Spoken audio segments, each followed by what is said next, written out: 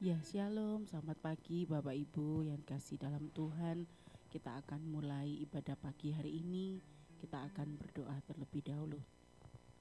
Terima kasih Tuhan Yesus, terima kasih kalau pagi ini Tuhan Engkau kembalikan kami di tempat ini dengan tak kurang suatu apa. Tuhan, sebelum kami melakukan kegiatan kami yang lain, biarlah kami mau naikkan syukur bagimu. Tuhan, pimpin bimbing kudus, sucikan layakkan kami. Tuhan, supaya pujian kami, penyembahan kami boleh menyenangkan hati Tuhan. Terima kasih Bapa, terima kasih. Roh Kudus memimpin kami dari awal pertengahan hingga akhirnya.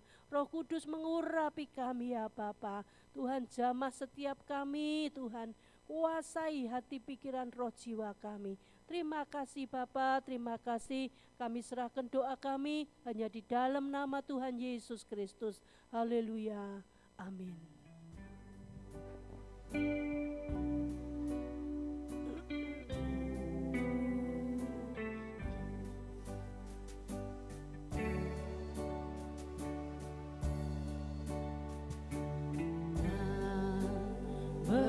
Besar kasih-Mu Allahku, yang Kau berikan Yesus padaku, supaya aku tidak binasa, melainkan beroleh hidup yang kekal. Betapa besar kasih-Mu Allahku, sehingga Kau berikan Yesus padaku, supaya aku tidak binasa, melainkan beroleh hidup yang kekal. Ku sembah Kau, ku sembah Kau, Engkau yang layak untuk ku sembah. Ku sembah Kau, ku sembah Kau, Yesus yang layak untuk ku sembah. Betapa besar kasih-Mu Allahku, sehingga Kau berikan Yesus padaku, supaya aku tidak binasa, melainkan beroleh hidup yang kekal. Ku sembah, ku sembah Kau, ku sembah Kau, Engkau yang layak untuk ku sembah. Ku sembah, ku sembah Kau, ku sembah Kau,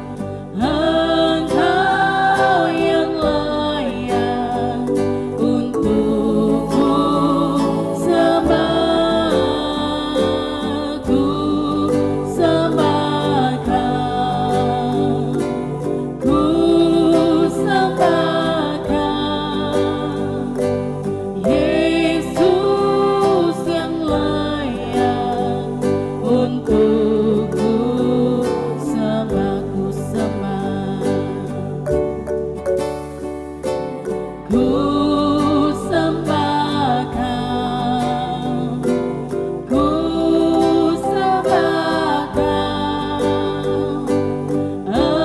Engkau yang layak untuk ku sembah, ku sembah Kau, ku sembah Kau, Yesus yang layak untuk ku sembah, ku menyembah, ku sembah Kau, ku sembah Kau, Engkau yang layak untuk ku sembah, ku sembah Kau, ku sembah Kau, Yesus yang layak untuk ku sembah, Yesus yang layak untuk ku sembah, Yesus yang layak untuk ku sembah. Haleluya. Oh, haleluya. Kami menyembah-Mu Tuhan, kami menyembah-Mu. Haleluya, haleluya, haleluya. Oh, Kami sembah-sembah, kami sembah Yesus. Haleluya, haleluya. kami menyembah-Mu Tuhan. Terima kasih Bapa, terima kasih Tuhan. Kami bersyukur. Haleluya, haleluya, haleluya. Kau yang layak disembah, Kau yang layak ditinggikan.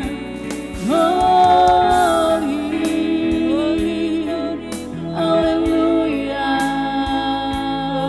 haleluya. Terima kasih Bapa, terima kasih Tuhan. Kami bersyukur, kami bersyukur. Haleluya, haleluya. Ya na na na na mana ya la la la la la mala ya la mala ya la la. Ya mala ya la la la la la mala ya la mo. Oh, haleluya.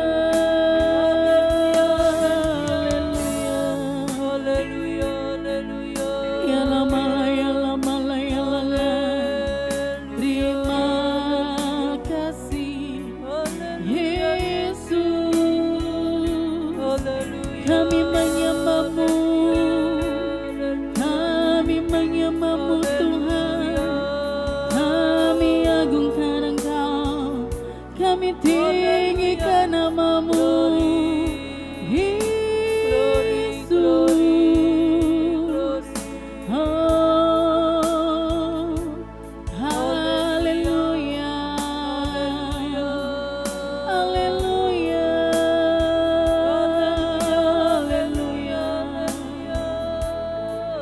Kami bersyukur,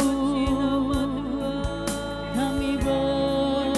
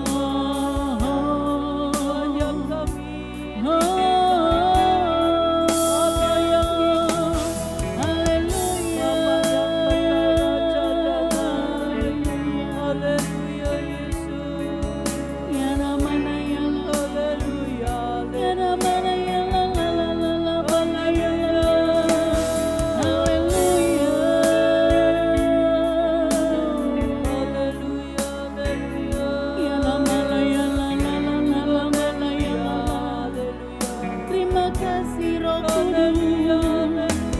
Terima kasih Tuhan. Terima kasih Bapa. Kami bersyukur. Kami bersyukur. Kami menyembah. Haleluya. Haleluya. Haleluya. Haleluya. Haleluya. Haleluya. Lord,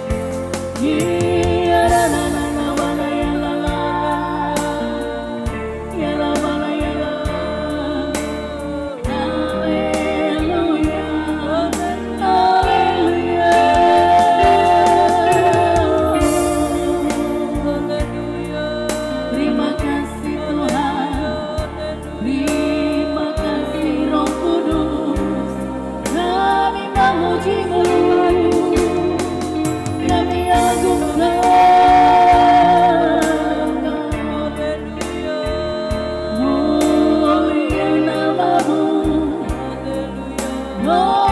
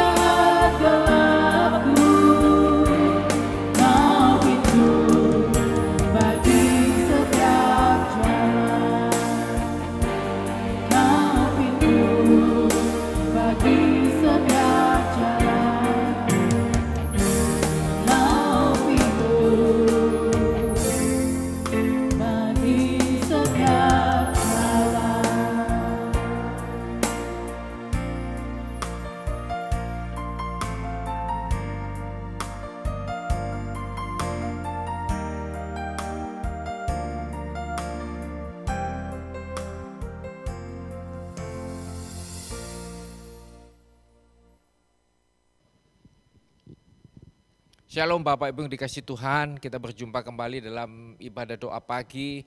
Sama-sama kita hari ini mau belajar tentang kebenaran firman Tuhan dari 1 Raja-Raja pasal yang ke-9 mulai ayat yang pertama sampai 28. Mari kita sebelumnya kita tundukkan kepala kita sama-sama berdoa. Tuhan, di dalam nama Tuhan Yesus Kristus, terima kasih buat kesempatan yang Tuhan berikan pagi hari ini, kami boleh berkumpul bersama, kami boleh menyembah, kami boleh datang di bawah kaki Tuhan. Kami tahu ketika kami menyembah, Tuhan ada di tengah-tengah kami. Sebentar kami mau belajar tentang kebenaran firman Tuhan. Tuhan yang membukakan kebenaran firman Tuhan, Tuhan yang memberikan kami pengurapan agar kami boleh mengerti kebenaran firman Tuhan. Tuhan yang mengurapi hamba-Mu, pakai hamba-Mu ini yang sederhana dengan bahasa yang sederhana untuk dapat dimengerti Tuhan. Terima kasih Tuhan Yesus untuk kasih setia Tuhan. Di dalam nama Tuhan Yesus Kristus kita bersama-sama berkata amin. Shalom Bapak Ibu. Bapak Ibu, pagi hari ini kita sama-sama belajar yang terambil dari kitab 1 Raja-Raja pasal yang ke-9 ayat yang ke-1 sampai ke-28. Di ayat yang ke-9 pasal ini terbagi dalam 2 perikop. Perikop pertama ayat 1 ayat yang ke-1 sampai ke-9. Bercerita bagaimana tentang keberhasilan Raja Salomo. Nah, ayat ini menunjukkan peak puncaknya daripada keberhasilan Raja Salomo. Raja Salomo demikian hebatnya pada saat itu. 2 kali Tuhan menghampiri Raja Salomo. Yang pertama di pasal yang ke-8, yang kedua di pasal yang ke-9. Dan ketika itu di pasal yang ke-8 Raja Salomo berdoa meminta kepada Tuhan bahwa nanti dia akan mendirikan rumah Tuhan. Karena apa? Karena pada saat itu Daud berkata, mewariskan kepada Salomo. Satu keinginannya mendirikan rumah Tuhan. Daud dilarang Tuhan untuk mendirikan rumah Tuhan karena tangan Daud penuh darah. Maka Tuhan berkata, anak keturunanmu lah yang nanti akan membuat rumah itu untuk Tuhan. Di pasal 8 Salomo berdoa, dia berkata, Tuhan kiranya nanti ketika aku membangun rumah Tuhan, Engkau yang sendiri matamu ada di rumah itu. Dan di ayat 9 ini 1 Raja-Raja pasal yang ke-9 inilah Tuhan menjawab, bukan hanya mata Tuhan yang ada di rumah tersebut, tapi hati Tuhan ada di rumah tersebut. Dan memang luar biasa. Sampai pada zaman Salomo, sebelum Salomo sampai sesudah Salomo, tidak ada lagi yang dapat membangun rumah Tuhan semegah itu. Pada hari itu yang dibangun Salomo demikian megahnya sampai semua orang menjadi membicarakan kehebatannya dengan biaya yang sedemikian besarnya. Tapi ingat, ketika Tuhan menyatakan bahwa dia akan menyertai, mata Tuhan ada di sana, hati Tuhan ada di sana, maka Tuhan memberikan 2 kali peringatan ayat yang pasal yang ke-8 dan 9. Tetapi berhati-hatilah engkau, keturunanmu sampai anak keturunan, janganlah berpaling daripada Tuhan, menyembah Allah-Allah lain. Ketika itu terjadi maka Tuhan ngomong, maka bangsa Israel akan menjadi bangsa cemoohan, akan menjadi bangsa yang dicemoohkan oleh orang-orang lain. Hari ini Salomo mungkin belum tahu akhir kehidupannya, tapi Tuhan tahu persis apa yang menjadi akhir kehidupannya. Tuhan ngerti nanti bagaimana akhir hidup Salomo. Maka itu dari awal Tuhan memperingati Salomo udah 2 kali. Hari ini Bapak Ibu yang dikasih Tuhan, Salomo memang berhikmat luar biasa. Salomo memang diberikan satu kasih karunia oleh Tuhan, demikian menjadi raja yang terbesar mungkin pada saat itu. Tapi satu hal, kita harus jaga diri kita. Salomo tidak menjaga dirinya. Seringkali gampang begini, seringkali manusia itu mungkin ketika kita sedang, umpama di situ ada pintu keluar. Maka ketika iblis membujuk kita, berbaliklah engkau menghadap ke sana, kita akan berkata enggak mau. Tapi ketika kedagingan kita pelan-pelan berkata, miring serong sedikit aja ke sana. Maka enggak apa-apa kok, kita masih bisa melihat pintu di sana. Tapi ketika nanti sampai di ujung pintu, ketika ditarik garis lurus, kita udah jauh berjalan ke sana. Itu mungkin yang dialami oleh Salomo. Ketika dia membangun itu, dia dibantu oleh Raja Hiram. Di perikop kedua juga disebutkan, dia dibantu oleh Raja Hiram. Raja Hiram mengirimkan semua kayunya yang terbaik untuk membangun rumah Tuhan. Maka Salomo menjadi tidak enak hati, menjadi sungkan. Dia berikan 20 kota. 20 kota itu pun Raja Hiram menolak, dia kurang senang dengan kota tersebut. Padahal ketika kita belajar dari imamat, untuk memberikan tanah itu adalah milik pusaka Tuhan. Salomo tanpa izin daripada Tuhan, dia berikan 20 kota, 20 tanah itu kepada Raja Hiram.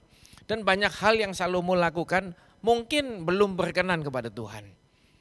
Tapi ketika karena Salomo demikian hebatnya, demikian jayanya pada saat itu, seluruh bangsa-bangsa takut memberi upeti kepada Salomo, sehingga pada saat itu Mesir pun, kerajaan terbesar, pada saat itu enggan untuk berurusan dengan Salomo. Maka Mesir mengirimkan putrinya, putri Raja Firaun, untuk dijadikan istri oleh Salomo. Dengan kata lain begini tindakan politisnya, arti politisnya. Mesir mengirimkan putrinya supaya Salomo jangan memerangi Firaun, supaya Salomo jangan memerangi Mesir. Dengan kata lain Mesir udah gak mau berurusan berperang dengan Salomo. Tapi itu pun menjadi jerat bagi Salomo. Salomo tidak mengizinkan istri-istrinya, putri-putrinya, putri-putri raja dari negara-negara lain yang bukan daripada Tuhan, itu masuk di dalam rumah Tuhan. Dia bikinkan satu persatu istrinya. Sampai satu kali waktu, kita tahu sama-sama tahu akhir hidup Salomo. Begitu tragis. Bapak Ibu dikasih Tuhan, pesan yang dapat kita ambil, pelajaran yang dapat kita ambil begini hari ini. Siapapun kita, ketika kita didapati ada di ladang Tuhan, ketika kita sedang didapati melayani Tuhan ataupun mengiring Tuhan, berhati-hati. Mungkin di tengah-tengah puncak kesuksesan kita, ketika semuanya baik-baik, ketika semuanya berjalan seperti apa yang kita inginkan, mungkin Tuhan tegur kita dengan kata hati-hati. Tapi mungkin yang nyampaikan mungkin bukan hanya Tuhan langsung seperti pada saat Salomo, tapi mungkin orang lain yang kita pandang sederhana. Dia berkata hati-hati loh Pak, hati-hati loh Bu begini, nanti bisa terjerat loh. Tapi karena yang menyampaikan orang sederhana kita tidak pandang, kita tidak anggap. Bapak Ibu yang dikasih Tuhan, pesan ini kuat buat kita. Siapapun kita, sehebat apapun kita, sekaya apapun kita, jaga hati. Kita tidak mengerti sudah seberapa serong kita jauh daripada Tuhan. Hari ini yang bisa cek hati kita siapa? Kita sendiri dengan Tuhan. Mari kalau Salomo yang demikian berhikmat bisa dibelokkan dengan pelan-pelan sampai akhir hidupnya demikian tragis. Rumah Tuhan hancur, dia sendiri didapati mati bukan di dalam Tuhan. Saya yakin dia tidak di dalam Tuhan karena dia sedang menyembah kepada ilah-ilah lain. Padahal demikian hebatnya kejayaan Salomo sampai Tuhan sendiri berkata, raja tidak ada lagi raja sebelum engkau dan sesudah engkau yang seperti engkau. Dia mempunyai istri 700, 300 gundiknya. Dari mana? Seluruh raja-raja itu takluk di dalam dia, maka mereka memberikanlah perempuan-perempuan, anak-anak mereka, anak-anak raja untuk dikawini oleh Salomo. Supaya apa? Supaya Salomo tidak memerangi mereka. Dan pada saat itu memang demikian Salomo demikian kuat, demikian hebat dia memerintah. Pada saat itu satu-satunya bangsa Israel tidak pernah kerja rodi. Seluruh bangsa Israel menjadi perwira, menjadi pegawai pemerintahan, menjadi yang lain-lain tidak pernah kerja rodi. Di zaman Salomo lah. Salomo berhasil di mata manusia. Tapi di mata Tuhan, Salomo gagal. Bapak Ibu, mari hidup kita ini sebetulnya siapa yang menilai? Manusiakah yang menilai kita atau sedang Tuhan yang sedang menilai kita? Mungkin. Ini pun ketika saya belajar ini berkaca kepada diri saya sendiri. Mungkin manusia memandang saya berhasil, mungkin manusia memandang kita berhasil. Tapi apa yang dipandang Tuhan dalam kehidupan kita jauh lebih penting. Hari ini kembali, ketika kita tahu bahwa kita hari ini sedang miring dikit, kembali luruskan kembali. Karena itulah yang Tuhan mau.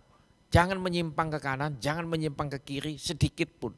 Lakukan persis tepat apa yang seperti Tuhan mau dalam hidup kita. Yang perikop kedua berkata begini. Ketika Raja Salomo sudah berhasil, maka dia harus mempertahankan rumah Tuhan. Selama 20 tahun dia bangun rumah Tuhan, dia bangun istananya. Istana yang demikian megah, istana yang demikian hebat.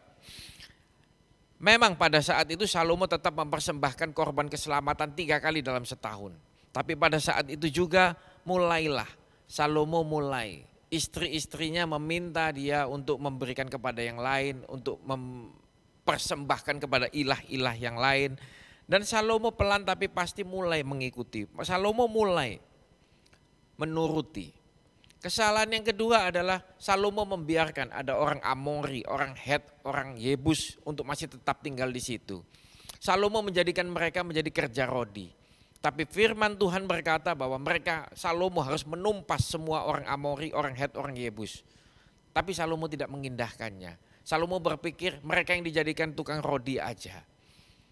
Pada saat di sini banyak beberapa daripada apa yang Tuhan mau dalam hidup kita nggak eksekusi secara tepat persis. Tapi kita berkompromi, kita pakai logika kita pakai pikiran kita. Yang begini sih nggak apa-apa. Tapi pelan, sedikit kita akan serong. Kembali. Hari ini lakukan tepat persis apa yang Tuhan minta dalam kehidupan kita.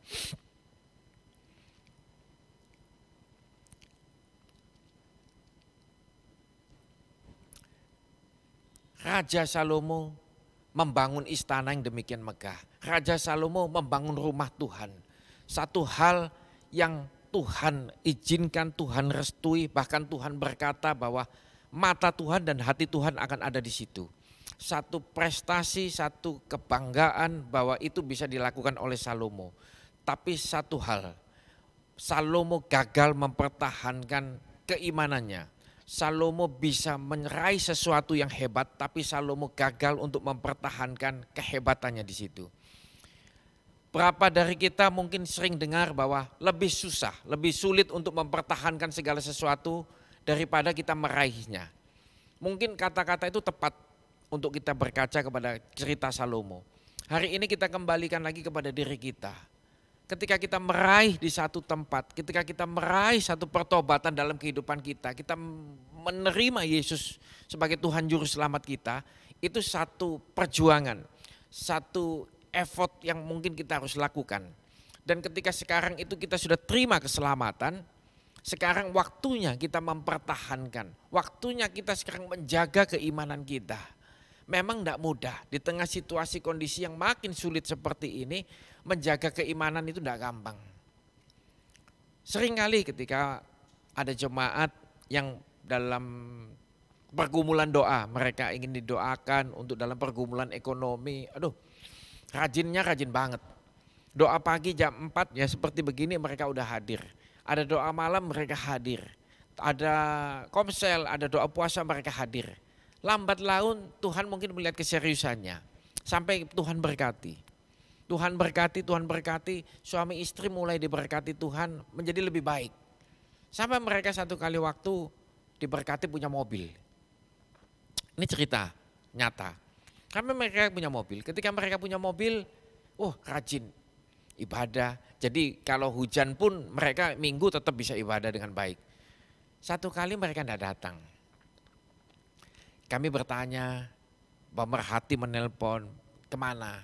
Mereka bilang, iya Pak, karena nganter anak-anak kepengen liburan katanya. Ke luar kota. Saya bilang enggak salah sih, ketika liburan di luar kota memang baik. Tapi sebaiknya kita ibadah dulu, setelah itu mau pergilah.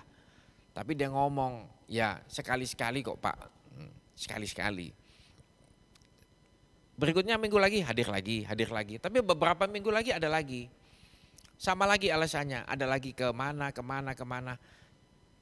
Dia berpikir gini loh, dia berkata, Pak kan menyenangkan keluarga, istri dan anak itu juga ibadah. Saya bilang betul, itu ibadah, itu harus dilakukan. Tapi yang terutama adalah ibadah dulu, baru nanti selesai ibadah mau jalan-jalan ke mall, mau kemana, terserah saya bilang.